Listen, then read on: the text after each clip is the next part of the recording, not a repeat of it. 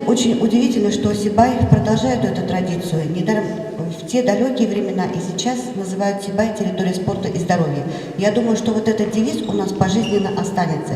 Открытие городского турнира по настольному теннису состоялось в стенах лицея имени Рамазана Умитбаева. Соревнования собрали участников всех возрастных категорий и разных уровней спортивной подготовки. Почему мы начали с тенниса? Потому что есть уже успехи, которые нас радуют.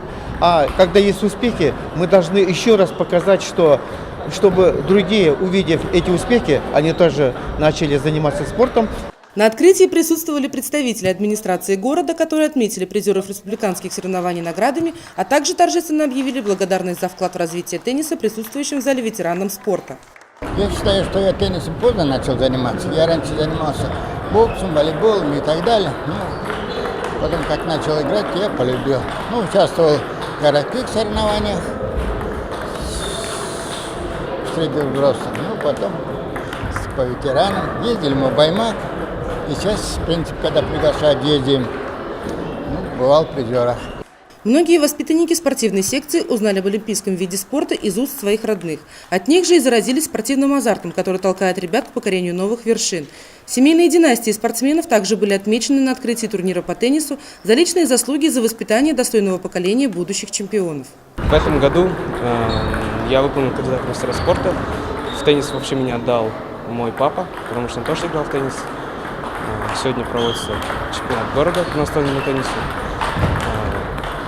Сегодня получил за то, что выполнил кандидат в мастера спорта перед началом соревнований за свою награду. За теннисными столами, согласно правилам, можно было наблюдать как парную игру, так и теннисное сражение в 4 угла.